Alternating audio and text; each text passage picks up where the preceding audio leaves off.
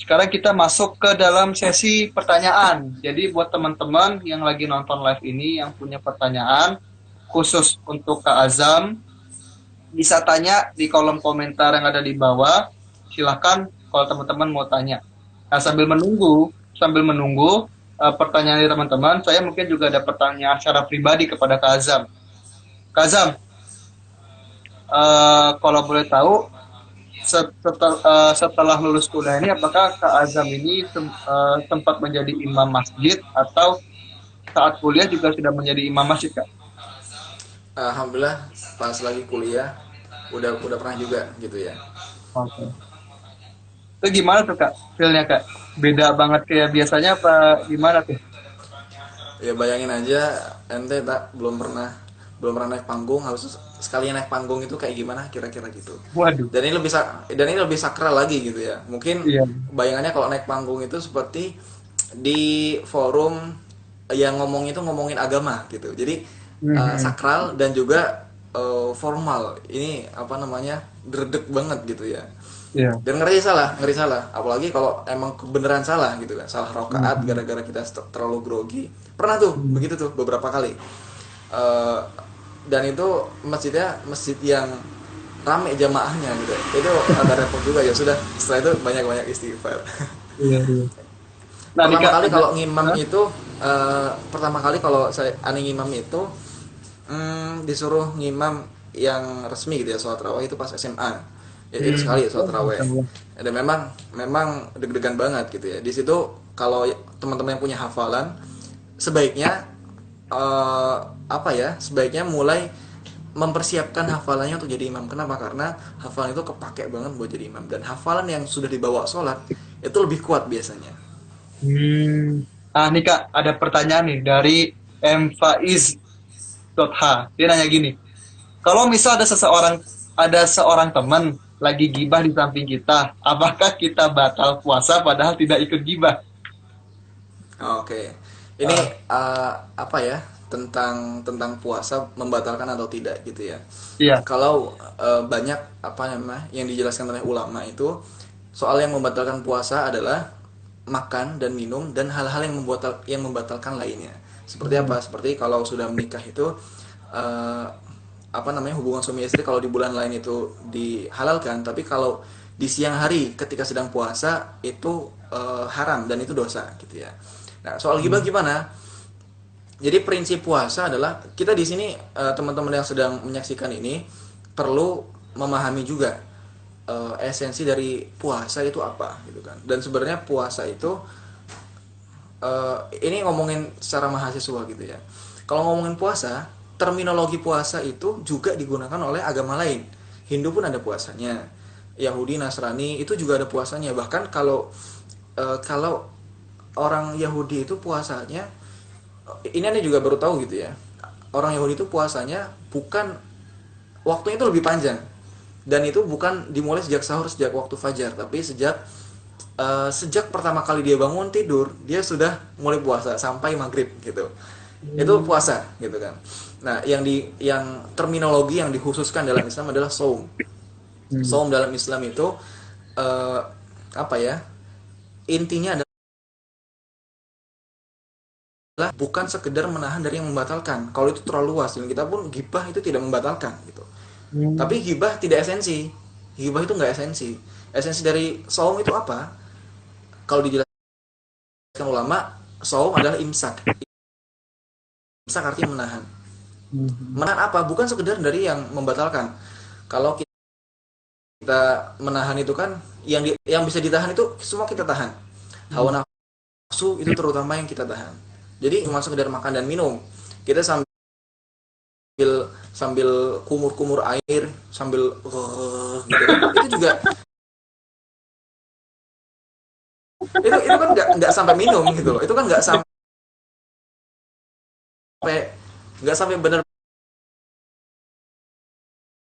minum gitu kan. Dan apa namanya, ada pengalaman juga yang lucu gitu ya. Dia waktu lagi SD gitu kan, tapi ini tidak esensi. Walaupun batas-batasnya sangat meragukan gitu ya. Sebaiknya ditinggalkan. Nah, itu sebaiknya tidak dilakukan. Kenapa? Karena kita tidak dapat esensi dari Ramadan. Kenapa? Rasulullah Shallallahu Alaihi Wasallam, kam min so'imin laisa min siyamihi ilal ju' wal atas. Betapa banyak orang-orang yang dia berpuasa di bulan Ramadan, tapi dia cuma dapat lapar dan haus aja gitu loh.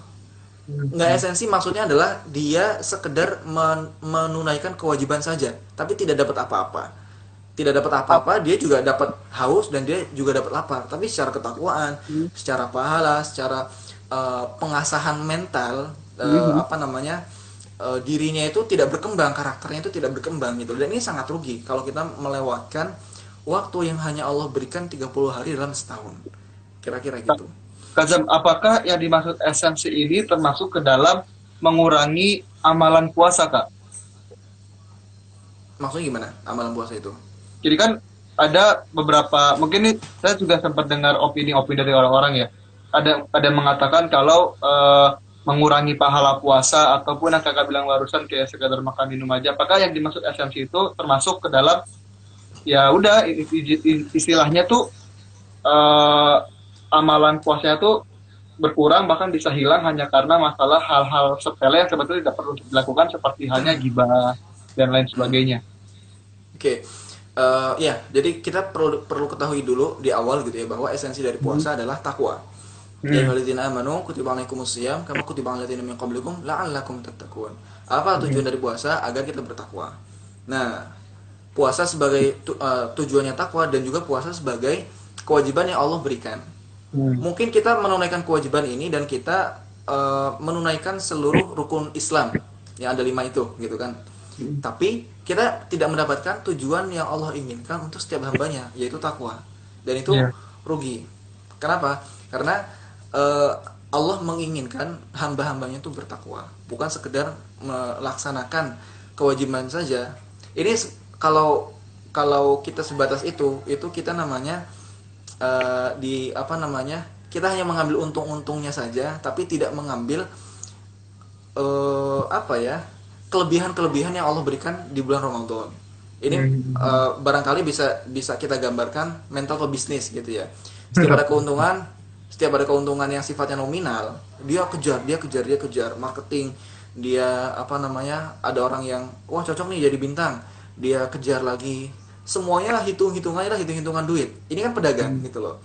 Nah, kalau hitung-hitungan manusia sebagai hamba Allah, kita mengejar manfaat. Bagaimana kita bisa bermanfaat untuk orang lain, bagaimana kita bisa lebih dekat dengan Allah Subhanahu wa taala, bagaimana kita bisa yakin dalam setiap keadaan bahwa Allah itu sebagai pelindung kita gitu kan. Dan terutama di masa-masa lockdown seperti ini, kita harus yakin gitu loh.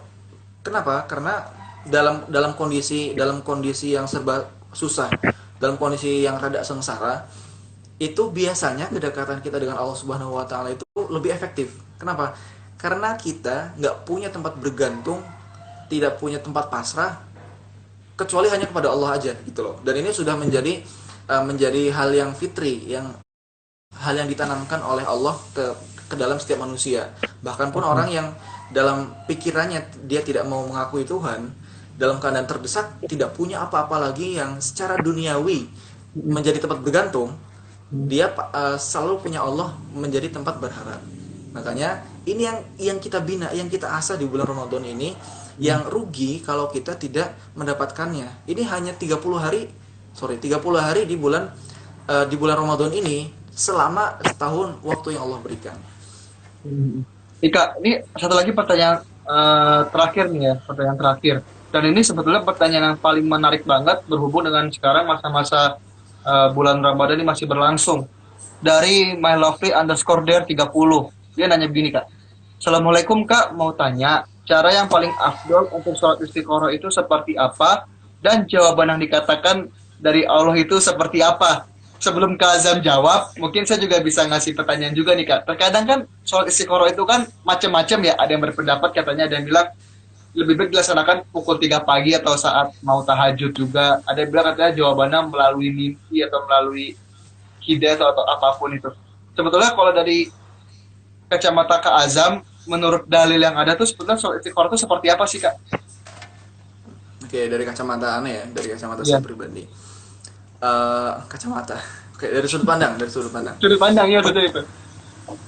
Menarik gitu. Adalah istikharah, terutama di bulan Ramadan gitu ya. Iya. Kalau fikihnya, fikih itu kan ibadah yang sifatnya zahir dan ritual gitu ya. Yang dicontohkan oleh para rasul dan ulama salafus salih kita gitu kan. Hmm. Salafus salih itu ulama-ulama yang dekat dengan Rasulullah dan juga dekat dengan orang-orang yang dekat dengan Rasul. Fikihnya adalah kita melakukan sholat 2 rakaat gitu ya dengan niat istikharah. Istikharah itu untuk meminta pilihan, minta dipilihkan. Tapi syaratnya kita sudah punya pilihan dulu, itu syaratnya. Ada beberapa pilihan dan kita coba ikhtiarkan. Kita coba usahakan, wah kayaknya ini yang cocok nih gitu. Nah, pilihan ini kita bawa dalam sholat kita gitu. Pilihan ini kita bawa dalam sholat kita. Habis itu setelah sholat 2 rakaat kita doa, Allahumma inni astakhiruka bi'ilmika. Ya Allah, aku meminta dipilihkan. Ya Allah, aku minta pilihan yang lebih baik kepadamu dengan ilmu yang kau ketahui. Wa astaqdiruka biqudratik, dan aku minta ketetapan dengan ketetapanmu.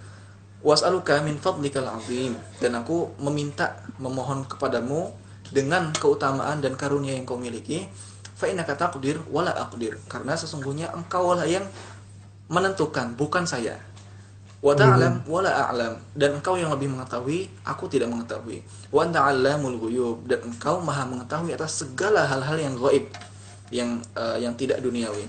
Allahumma in kunta ta'lam anna hadzal amr khairun li, ya Allah, jika engkau mengetahui bahwa pilihan yang saya bawa ini adalah baik untukku, khairun li, Allahumma in kunta ta'lam anna hadzal amr khairun li fi dini wa ma'ashi wa 'aqibati amri, baik untukku, untuk agamaku, untuk kehidupanku, dan untuk kehidupan kesudahanku. Faqdurhu li wa yassirhu li, maka pilihkanlah ini untukku dan jadikanlah ini ketetapan untukku. Faqdurhu li wa yassirhu, dan mudahkanlah kepadaku untuk menjadi ketetapan. Wa in kunta ta'lam anna hadzal amru syarrun li, dan jika engkau mengetahui bahwa ketetapan yang kubawa ini, yang aku pilih ini, itu buruk untukku, untuk agamaku, untuk kehidupanku, dan untuk kehidupanku di kesudahan. Fasrifu anni, maka hindarkanlah untukku. Fasrifu anni, lanjutnya, fasrifu anni wasrifni anhu, dan hindarkanlah aku daripadanya. Hindarkan dia daripadaku, hindarkanlah aku daripadanya. Waqdurhu li khairun haitsu kana, dan buatlah ketetapanku yang baik seperti seharusnya. Ini doanya gitu ya. Nanti teman-teman bisa search, dan ini saya coba berusaha mendapatkan esensi dari istikharah. Jadi istikharah itu adalah hakikatnya kita meminta tolong kepada Allah yang maha kuasa, yang benar-benar maha kuasa gitu kan. Karena Allah itu yang memiliki alam dan juga menguasai perjalanan di mana alam tersebut Allah yang memang menciptakan gitu. Jadi kita benar-benar tidak berdaya. Itu yang harus kita posisikan gitu. Kita memposisikan diri sebagai hamba yang benar-benar lemah di depan Allah yang maha kuasa. Dan waktu tahajud itu adalah waktu yang terbaik untuk kita meresapi kekuasaan Allah, meresapi kehebatan Allah. Makanya disunahkannya di waktu istikharah, di waktu tahajud gitu ya. Itu hakikatnya. Kemudian hakikat yang lebih luas, istikharah itu bukan sekedar sholat, doa, tidur, dapat mimpi. Kan banyak aturannya gitu ya. Dapat mimpi, wah ini hebat banget. Teman-teman yang bisa dapat mimpi dari apa yang kita minta, alhamdulillah kalau bisa diberikan jawaban langsung. Tapi barangkali tadi kan pertanyaannya gitu ya, bagaimana jawaban dari Allah itu bentuknya seperti apa gitu kan. Nah, jawaban dari Allah itu bisa jadi ketika kita sudah punya ketetapan ini, kita sudah menetapkan hati untuk memilih yang ini dari beberapa pilihan, dan kita coba mulai menjalaninya. Jadi istikharah itu kalau bisa tidak sekali, tidak 2 kali, dan tidak menunggu jawaban baru istikharah lagi gitu. Jadi kita rutin istikharah dan kita selalu zikir hatinya, selalu dekat dengan Allah. Setiap habis sholat usahakan selalu berdoa istikharah gitu kan. Iya. Sehingga dengan itu hati kita itu selalu dekat sama Allah dan yakin setiap takdir, setiap misalnya ada wah ternyata dimudahkan nih jalannya nih, kita dengan itu yakin bahwa itu adalah jawaban dari Allah buat kita.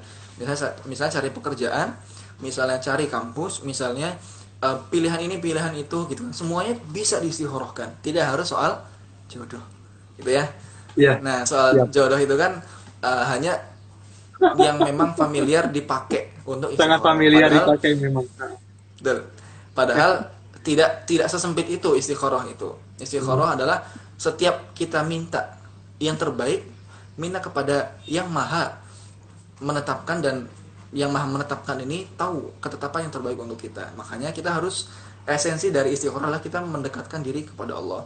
Barangkali kalau memang kita mau menggunakan istikharah untuk menikah, milih jodoh, berarti menjelang dan ketika kita mulai, ya Allah aku pengen nikah gitu ya, itu makin dekat sama Allah, makin dekat sama Allah, dan nantinya bakal gitu terus. Gunakan istikharah di setiap pilihan yang ada sehingga kita yakin bahwa Allah itu bersama kita terus. Itu esensi dari istikharah.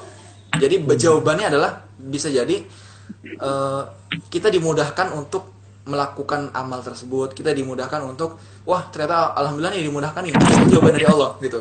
Tidak selalu bentuknya verbal atau dari langit gitu ya, atau dalam mimpi ini jawabannya A B C D, jawabannya B misalnya, nggak selalu seperti itu. Makanya kita harus selalu mengasah hati kita peka, supaya hati kita itu peka, wah ini jawaban dari Allah, alhamdulillah ya Allah. Dan mana mungkin kalau kita nggak dekat sama Allah, Allah berikan jawaban, dan mana mungkin kita mengetahui jawabannya. Makanya kita harus sensitif hatinya, bersihin hati terus, istighfar, doa terus, yakin sama Allah, ini yang terbaik. Nih Kak, terakhir nih Kak. Kita mungkin sudah membahas semua ya tentang bagaimana kita kiat-kiat kita mengerjakan amalan bulan Ramadan bagi di masa pandemi seperti ini. Terus juga kita sudah membahas tentang sesuatu yang sangat bermanfaat yang berhubungan dengan sholat istiqoroh. Terus terutama tentang hal yang berhubungan dengan zakat, infak, sedekah juga. Apalagi kan memang zakat kita di bulan Ramadan. Ini Kak, terakhir Kak. Kira-kira, bukan kira-kira lagi ya, mungkin Kak Azam bisa memberikan sebuah pesan khususnya buat teman-teman yang mendengarkan video live kita pada hari ini, bagaimana cara kita untuk mengamalkan, berikhtiar, berusaha dalam mengerjakan ibadah di bulan Ramadan di saat kondisi pandemi seperti ini, dan momentum apa sajakah yang bisa kita manfaatkan selama bulan Ramadan ini masih berlangsung, mumpung masih 7 hari pertama nih Kak. Baik, bismillahirrahmanirrahim. Teman-teman yang Allah rahmati, di bulan Ramadan ini ya pertama kali mari kita bersyukur kepada Allah Subhanahu wa taala. Allah yang telah menurunkan Al-Qur'an sebagai petunjuk bagi orang-orang yang bertakwa dan juga bagi seluruh umat manusia. Allah lah yang menjadikan bumi sebagai tempat menetap buat manusia. Allah lah yang menurunkan air dari langit kemudian menghidupkan bumi yang mati. Dan Allah lah yang menciptakan segala sesuatu itu berpasang-pasangan. Ada langit, ada bumi, ada siang, ada malam, ada gelap, ada terang. Semuanya berpasang-pasangan. Ada sakit, ada obat, gitu ya. Silahkan dilanjutkan. Semuanya berpasang-pasangan. Teman-teman semua, di kesempatan ini saya pengen mengajak, gitu ya. Pertama, mari kita selalu meluruskan niat, karena segala sesuatu yang kita dapatkan selalu berasal dari niat kita. Ini ada hukum kausalitas yang Allah sebut sebagai sunnatullah, gitu ya. Sebab akibat dari hari besok adalah apa yang kita perbuat hari ini. Apa yang kita perbuat hari ini adalah apa yang kita inginkan dan kita impikan di hari kemarin. Maka kita selalu memperbaiki niat, dan mari kita menjadikan semua yang kita ketahui itu harus menambahkan manfaat dan juga keimanan buat kita semua, terutama di bulan Ramadan ini gitu ya. Kemudian saya juga ingin mengajak teman-teman untuk selalu berpikir positif dan selalu haus akan ilmu, selalu penasaran, dan rasa ingin tahu ini itu harus selalu barangkali bisa dibilang harus terstruktur gitu ya. Karena kalau ingin tahu misalnya ingin tahu ini kemudian penasaran, tapi penasaran yang lain, habis itu ngelihat ini berubah lagi penasarannya, kemudian mari kita selalu apa namanya? Mari meluruskannya. Mari kita ketahui harus Allah, karena ilmu yang tidak membuat kita dengan Allah akan membuat kita lebih jauh dari Allah Subhanahu wa taala. Mari kita sadarkan hal itu, dan barangkali dan dari situ kita bisa mempraktekkan itu adalah ilmu yang lebih penting, adab gitu ya. Teman-teman sekalian, di bulan Ramadan ini memang kondisinya sedang lockdown, sedang apa namanya, PSBB gitu ya. Tapi tidak mengurangi kondusivitas kita dalam beribadah. Hanya kepada Allah kita mengadu segala kesedihan kita, segala kekhawatiran kita, apa namanya, ancaman-ancaman yang barangkali belum tentu mengenai kita tapi kita sudah khawatir. Hanya kepada Allah lah kita mengadu dan mengeluh gitu ya. Mari kita berdoa kepada Allah, semoga Allah mengangkat pandemi ini gitu kan. Semoga apapun yang Allah tetapkan itu adalah yang terbaik untuk kita hamba-hambanya, asalkan kita bertakwa kepada Allah dan yakin kepada Allah. Teman-teman semua, ternyata di masa pandemi ini tidak selalu berakhir buruk gitu ya, tidak selalu semuanya buruk.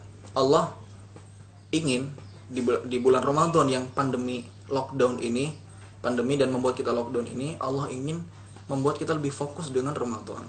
Mari kita lihat lagi kalam-kalam ilahi, apa yang Allah inginkan untuk kita hamba-hambanya dari Ramadan.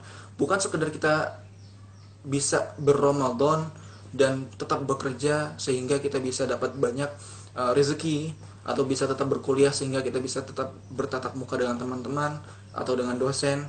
Tidak selalu itu yang Allah inginkan. Allah ingin yang terbaik apa? Kita lihat di surat Al-Baqarah ayat 183. Saum adalah untuk kita bertakwa. Mari kita tetap bertakwa kepada Allah. Mari kita tetap beribadah. Dan ternyata beribadah di rumah itu bisa kondusif, dan barangkali bisa lebih kondusif daripada ibadah ketika kita sedang kerja, ketika sedang kuliah.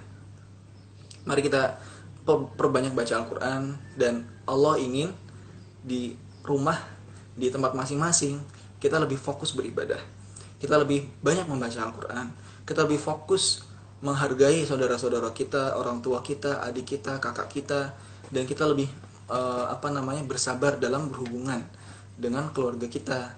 Itu lebih Allah sukai gitu kan. Dan ini tidak butuh banyak-banyak rezeki gitu kan. Tidak butuh banyak-banyak uang. Uang hanya kita butuhkan untuk beli iftar, untuk beli takjil, untuk beli sahur. Kalau ternyata sudah ada yang kasih sahur, udah ada yang kasih iftar, ada yang bagi-bagi, alhamdulillah kita tidak butuh uang kalau gitu. Nah, ini menarik buat buat kita semua, bagaimana Allah memutarbalikkan yang prioritas menjadi ternyata ini bukan apa-apa gitu loh. Allah ingin menjadikan harta dunia itu hina di mata kita di kesempatan Ramadan ini. Karena memang sebenarnya dunia itu tidak ada apa-apanya gitu kan. Barang siapa yang mengejar dunia, Allah akan kasih sebagian dari yang dia kejar. Dan barang siapa yang mengejar akhirat, Allah akan berikan akhirat, dan Allah akan berikan dunia itu lebih daripada yang dia inginkan. Ada di Al-Quran gitu ya. Man kan yuridu harthal akhirah nazid lahu fi harthi. Wa man kan yuridu harthal dunya nu'tihi minha.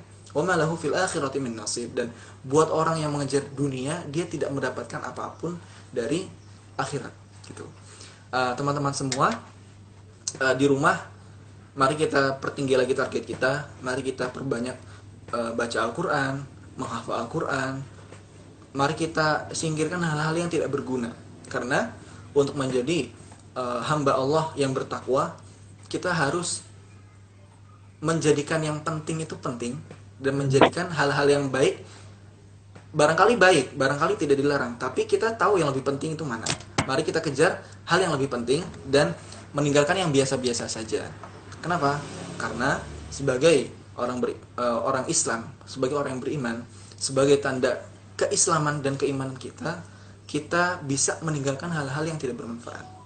Terima kasih, itu dari saya pribadi, dan semoga YTV tetap berjaya gitu ya. Amin, amin. Terima kasih Kak Azam. Semoga YTV sukses terus. Salam buat seluruh kru gitu kan. Juga tadi di awal ada Mr. Gorgeous ya. Assalamualaikum Mr. Gorgeous. Mas siapa namanya? Mas Fian gitu ya. Mas Fian ya, ada Mas Fian juga tadi. Terima kasih dari Ane, cukup tak ya? Ya, siap. Semoga kita bisa fastabiqul khairat, berlomba-lomba dalam hal kebaikan sekecil apapun. Iya. Wassalamualaikum warahmatullahi wabarakatuh. Waalaikumsalam warahmatullahi wabarakatuh. Alhamdulillah, tadi sudah kita simak semua petuah atau bisa dibilang sedikit ilmu yang diberikan oleh alumni Universitas Al-Azhar Indonesia, Kak Azam Mustadi dari Bimbingan Konseling Islam 2014. Semoga ilmu-ilmu yang diberikan oleh Kak Azam dapat dimanfaatkan dan dimaksimalkan oleh teman-teman semua. Dan terima kasih banyak untuk teman-teman yang sudah bertanya pada kesempatan live session pada hari ini. Insya Allah live Instagram kita ini akan kami share, akan kami save di YouTube YTV, jadi tunggu saja. Dan jika teman-teman ada masukan, saran dan kritik, bisa melalui email YTV atau bisa melalui DM Instagram YTV. Dan jangan lupa buat teman-teman juga nih yang belum follow Instagram YTV dan juga belum follow Instagramnya Kak Azam, silakan di follow karena insya Allah akan ada informasi-informasi yang menarik yang akan diberikan baik itu dari YTV maupun dari Kak Azam itu sendiri. Demikian itu yang bisa saya sampaikan. Mohon maaf apabila ada salah-salah kata. Kembali lagi, insya Allah kita akan kembali lagi di Bincang Ramadan episode selanjutnya. Bila hidayah. Wassalamualaikum warahmatullahi wabarakatuh. Terima kasih semuanya. Terima kasih Kak Azam.